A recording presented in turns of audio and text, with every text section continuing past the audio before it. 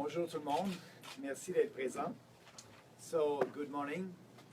Lorsque la Société Radio-Canada, CBC, a été créée il y a déjà plus de 80 ans, elle était censée donner une place aux Canadiens dans le nouveau monde de la radiodiffusion. Plus tard, ce fut la même chose lorsque la télévision est devenue un média de masse. À l'époque, il n'y avait que quelques chaînes privées. Il y avait une place évidente pour un radiodiffuseur public et essayant d'atteindre tous les Canadiens, dans les grandes villes comme dans les régions éloignées, de les relier au reste du pays et du monde et de les réunir par une expression commune d'idées et de culture. Today, the media landscape, with its hundreds of channels and its millions of sources of information and culture, is radically different. Yet, CBC Radio-Canada seems frozen in time. It tries to occupy every niche, even though it doesn't have and will never have the means to do so, with the result being lower quality programming. The viewership for its English service in particular has reached new lows. To stay relevant, it reinterprets its mandate every few years, going from a crisis to another. What should be done? If I'm elected the leader of the Conservative Party of Canada and Prime Minister of Canada, I would propose to implement two fundamental reforms. Premièrement, le rôle et le mandat de Radio-Canada CBC doit être entièrement réorienté. Avons-nous besoin d'un radiodiffuseur public qui diffuse des jeux et des émissions de cuisine? Avons-nous vraiment besoin d'un radiodiffuseur public qui diffuse du sport lorsque nous avons des canaux entièrement consacrés au sport? Avons-nous besoin d'un radiodiffuseur public qui fait de mauvaises copies canadiennes d'émissions populaires américaines? Avons-nous besoin d'un radiodiffuseur public qui offre de la musique en continu sur le web alors que des milliers de chaînes de musique sont disponibles? Et enfin, avons-nous besoin d'un radiodiffuseur public qui dispose maintenant d'un site web consacré au journalisme d'opinion qui vient concurrencer directement les journaux et les magazines? La réponse à toutes ces questions est clairement non. First, the role of the mandate of CBC Radio-Canada have to be refocused. Do we need a public broadcaster that does game shows and cooking shows? Do we need a public broadcaster involved in sports when we have all sports channels? And do we need a public broadcaster that runs bad Canadian copies of American popular shows? The answer to all these questions is a clear no. Cependant, je crois qu'il y a encore un rôle dans notre paysage médiatique pour un diffuseur public de radio et de télévision. Mais il doit offrir autre chose que ce que le secteur privé offre déjà. Le mandat de Radio-Canada CBC stipule déjà qu'elle devrait être principalement et typiquement canadienne et contribuer au partage d'une conscience et d'une identité nationale. Le mandat aussi stipule que Radio-Canada doit refléter la globalité canadienne et rendre compte de la diversité régionale du pays, tant au plan national qu'au niveau régional, tout en répondant aux besoins particuliers des régions. Et le mandat précise que Radio-Canada doit contribuer activement à l'expression culturelle et à l'échange diverses formes que cela peut prendre. I do believe there is still a role in our media landscape for a public radio and television network, but it has to be something other than what the private sector offers. CBC Radio-Canada has the widest network of journalists and correspondents across the country. That's one of its unique qualities.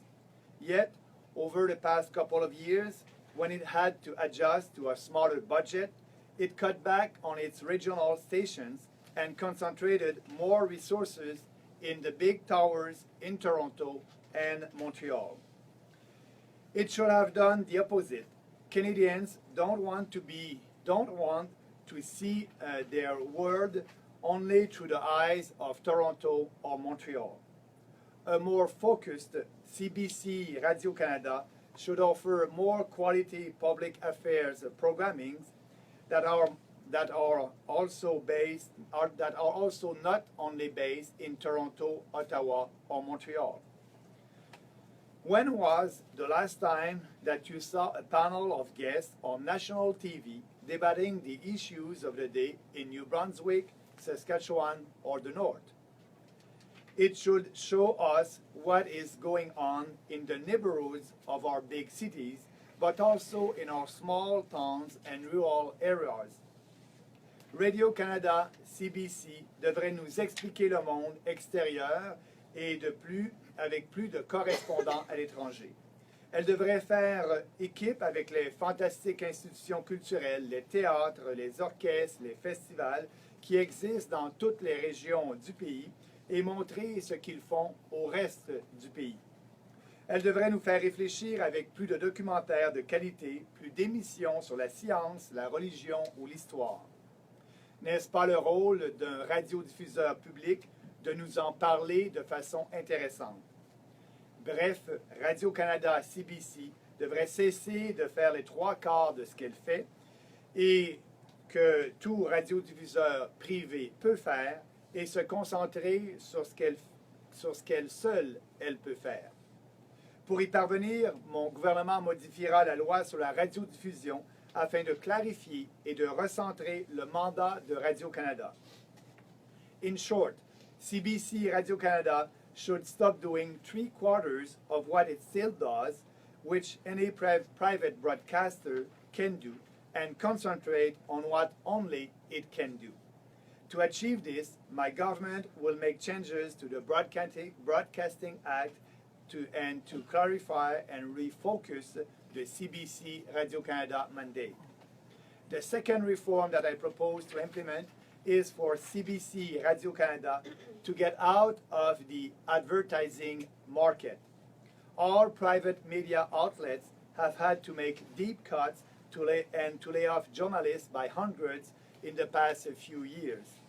Yet, after getting a head start with more than $1 billion in taxpayer money, CBC Radio-Canada unfairly competes with struggling private media in a shrinking advertisement market.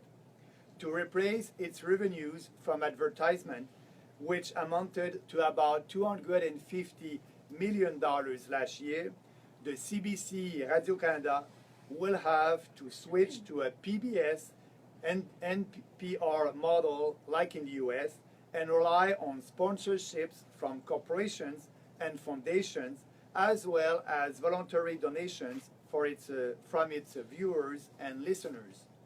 Of course, changes to the structure of the CBC Radio-Canada will also require changes to the Broadcasting Act. Il y a plusieurs avantages à tout cela. Cela mettra fin à la concurrence déloyale avec les autres médias. Cela assurera une programmation de plus haute qualité en éliminant la nécessité d'obtenir constamment des codes d'écoute plus élevés pour vendre de l'espace publicitaire. Au lieu de concurrencer les réseaux privés pour un public de masse, Radio-Canada CBC sera plus à l'écoute des téléspectateurs prêts à contribuer à sa programmation. Pour ce qui est de sa subvention publique, un gouvernement conservateur sous ma direction annulera les 150 millions de dollars supplémentaires annuels annoncés par le gouvernement Trudeau. Cela ramènera le financement public à 1 milliard de dollars, comme c'était le cas l'an dernier. Mon gouvernement examinera également le financement restant, à la lumière de la nouvelle structure et du mandat plus ciblé dont je viens de parler, et aussi de l'état des finances publiques après plusieurs années de dépenses et de déficits irresponsables par le gouvernement actuel. Évidemment, je ne peux donner aucun chiffre arbitraire aujourd'hui, mais je présume que la contribution des contribuables sera inférieure à 1 milliard de dollars. Comme vous le savez, ma campagne est fondée sur les principes de liberté, de responsabilité, d'équité et de respect. Et avec ma proposition, Radio-Canada CBC cessera de concurrencer injustement les médias privés et sera plus respectueuse envers les contribuables qui aident à la financer. Elle deviendra aussi une institution publique plus pertinente, contribuant à renforcer notre culture et notre identité nationale. Je demande aux membres du Parti conservateur et à tous les Canadiens de me soutenir pour que nous puissions mettre cette réforme en œuvre. Merci beaucoup. Thank you. Pourquoi ne pas aller directement à la privatisation comme certains conservateurs souhaitent que ça se fasse? Bien, pour moi, la solution idéale, c'est la solution que je viens de présenter.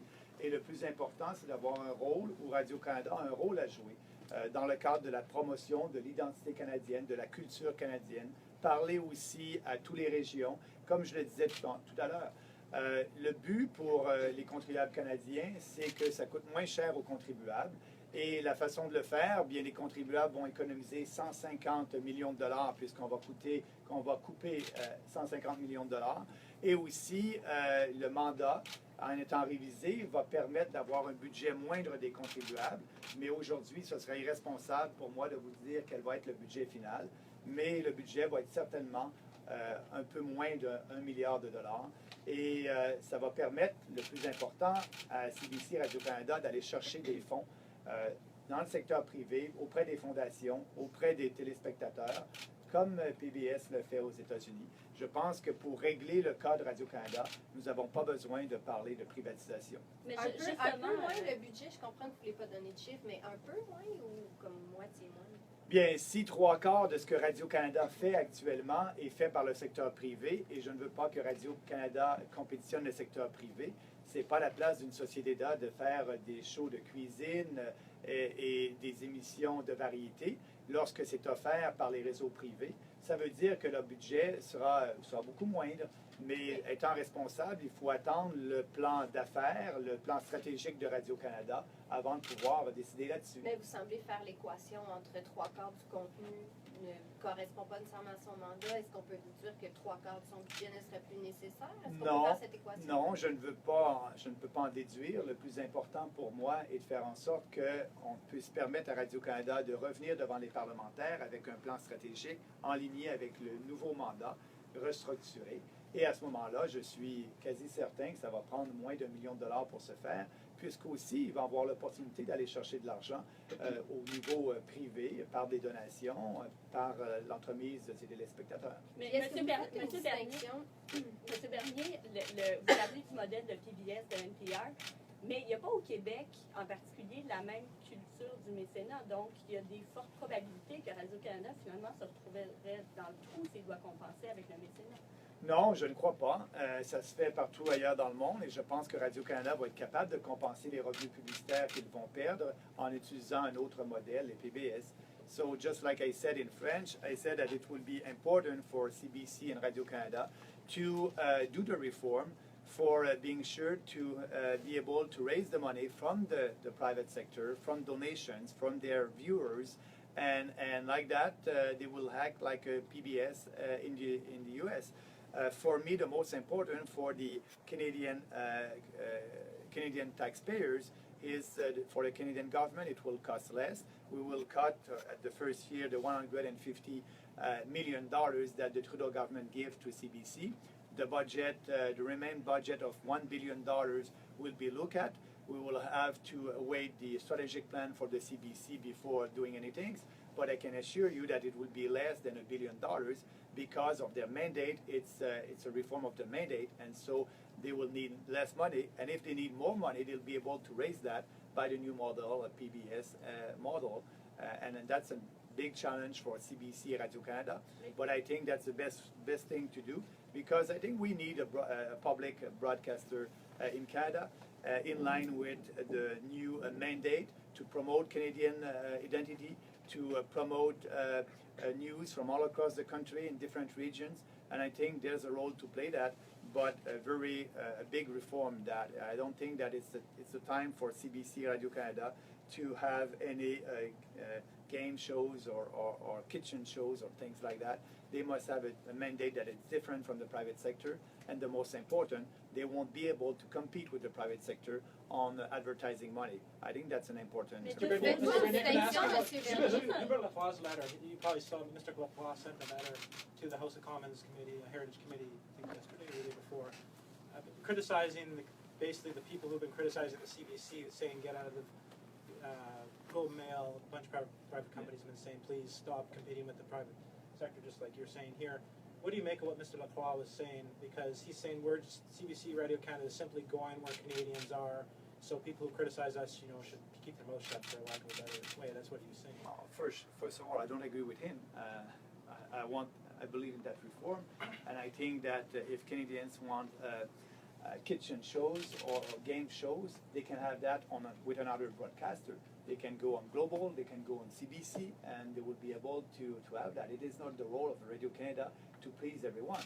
They have a specific role, and I think I was very clear about that. I was not happy when Radio Canada and CBC, they cut regional station and regional coverage. That's their role in their mandate, and they must do that. So I think that it is not their role to compete with other broadcasters. And the way to do that is to be sure that, first of all, they won't do any advertising anymore, and they will try to raise money from the public or from other institutions, but not from the taxpayers. Can I ask, what would your direct message to Mr. Lacroix be then? What's the message you want to say to him? Well, what I'll say to him, first of all, I say stick to your mandates.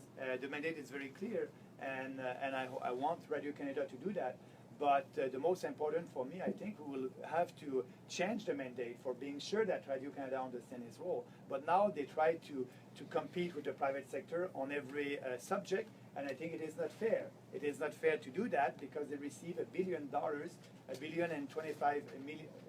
billion and more from the taxpayers. So I'm saying to Radio Canada, my goal as the leader of the Conservative Party of Canada is to have a refocused Radio Canada on its mandate, and I want them to be more independent. Mais faites-vous quand même une distinction, M. Bernier, entre d'une part la radio et la télé de Radio-Canada ou de CBC? Tony Clement, lui, disait qu'il voyait un problème avec la télé, mais pas tant avec la radio. Et faites-vous une différence entre Radio-Canada, RDI et CBC, CBC News Network, qui ont pas nécessairement des shows de cuisine puis des jeux télévisés? Est-ce que vos changements, la publicité, le mandat pourraient être différents pour les différentes plateformes? Non, le mandat est le même pour peu importe les plateformes, que ce soit Internet, que ce soit Radio-Canada français, que ce soit CBC, le mandat doit être le même et doit être respecté. Donc, je ne vois pas de changement de mandat pour différentes.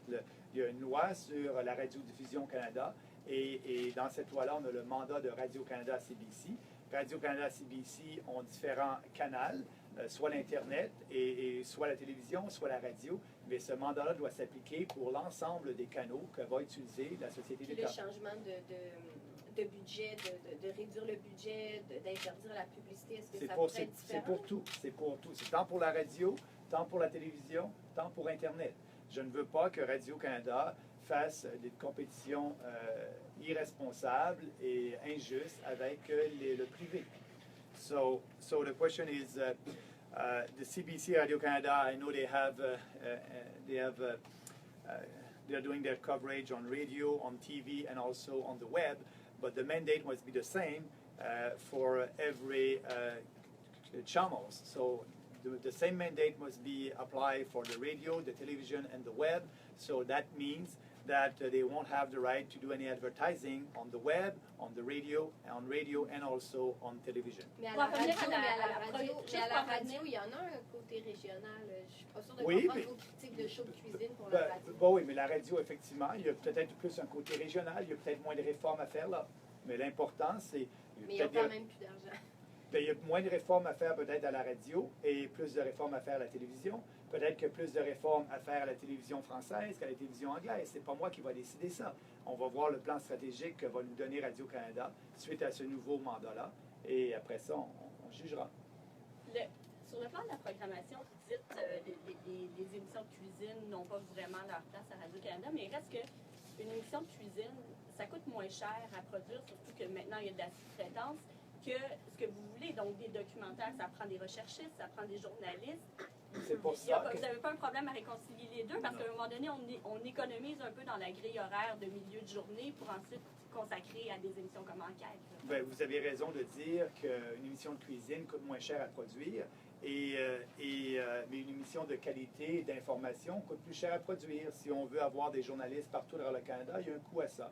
Et c'est ce que je veux. Je veux une télévision de qualité, une radio de qualité, et Radio-Canada doit focuser son rôle sur ça. C'est pour ça qu'aujourd'hui, je ne suis pas capable de vous dire que le milliard...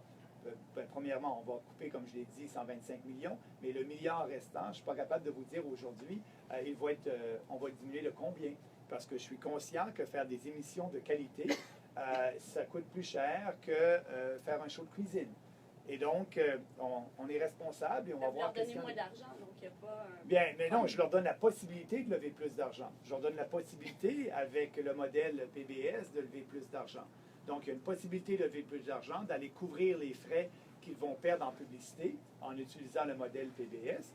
Et aussi, je leur dis, bien, amenez-moi votre plan stratégique et on va regarder, puisque je suis conscient, effectivement, que des émissions d'affaires publiques ou des grands reportages, il y a un coût à produire ces émissions-là. Et on veut, le plus important, c'est on veut une télévision de qualité.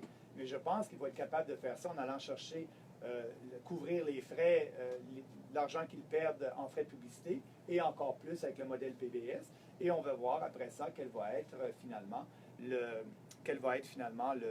budget final. Mais je pense que ça va être en deçà de $1 milliard. Vous pensez vraiment qu'annuellement, la Société Radio-Canada peut amasser 250 millions de dollars en faisant des appels aux dons aux mécènes? Je ne veux pas nommer Le Devoir, là, pour ne pas le nommer, mais Le Devoir fait actuellement des campagnes de financement comme ça. C'est pas la folie furieuse là, pour les dons du public et des fondations. Mais c'est un défi qu'ils doivent relever et on va suivre ça de près. S'il y a une période de transition, il y aura une période de transition. On va s'asseoir avec les parlementaires, mais on va reviser le mandat pour avoir un mandat d'une société d'État de qualité. Yes. I'm curious what your favorite CBC or Radio-Canada program is. Do you have one? This hour has 22 minutes. Did you grow up watching it lots when you were young? No, I don't watch TV a lot, but I think it's a nice show in English Canada. And French, on the French station, I'm watching sometime Tout le monde en parle, le dimanche soir. So, but I'm listening a little bit more the radio than the TV. M. Bernier, j'aimerais Merci. vous entendre sur Kelly Leach. C'est vrai que le ton qu'on entend en ce moment, là, elle semble se comparer à Trump. Qu'est-ce que vous pensez? Est-ce que vous pensez que c'est une lignée dangereuse à suivre? Bien, premièrement, on s'aperçoit que c'est une candidate avec seulement... elle focus seulement sur un sujet. Elle n'a pas une plateforme globale, contrairement à moi. Et je pense que les membres du parti, c'est ce qu'ils souhaitent, un candidat à la close leadership qui puisse avoir une plateforme globale sur différents sujets. Et cette plateforme-là, en parlant de ma plateforme, elle est très populaire auprès des membres. Kelly a décidé de faire une campagne seulement sur un sujet, c'est sa décision. Mais je crois que les membres du parti vont s'attendre à plus pour leur futur chef de parti et futur premier ministre. C'est pour ça que moi, à chaque 2-3 semaines, j'ai une annonce particulière pour bâtir un programme global de course à la leadership, mais aussi un programme global pour la prochaine campagne électorale. Mais ça semble quand même rapporté, là, je dirais. Elle est quand même en tête dans les sondages là, devant vous. Qu'est-ce que ça dit sur le Parti conservateur actuellement? Écoutez, je pense que le meilleur sondage, c'est le sondage des membres du Parti conservateur. Et comme vous savez, on est l'équipe qui a ramassé le plus d'argent au dernier trimestre. Même si on additionne tous les autres ensemble, ils n'arrivent pas à nous dépasser. On a ramassé, comme vous savez, 425 000 $ en 3 mois, avec le plus de donateurs. Et ça, c'est important. On a au-dessus de 3 000 donateurs. La moyenne de dons est la plus basse. Donc, je crois que les membres du parti apprécient bien notre programme. Trouvez-vous que les médias lui accordent trop d'importance? Parce qu'on a parlé de ce phénomène-là aux États-Unis où Donald Trump est arrivé un petit peu, on le prenait plus ou moins au sérieux, il y a eu une couverture médiatique incroyable, et là, ben, M. Trump est donc président désigné des États-Unis. Trouvez-vous que Mme Leach occupe trop de place dans l'espace médiatique? Non, c'est pas à moi à juger. Elle a une position et puis elle parle de sa position régulièrement devant les Canadiens. C'est son choix, mais c'est une candidate avec seulement une position et un sujet. Je ne pense pas qu'on peut gouverner le pays en étant préoccupé que par l'identité canadienne. C'est un fait. Et j'ai toujours dit, les valeurs canadiennes de base existent, les valeurs d'égalité, d'égalité devant la loi, d'égalité entre hommes et femmes.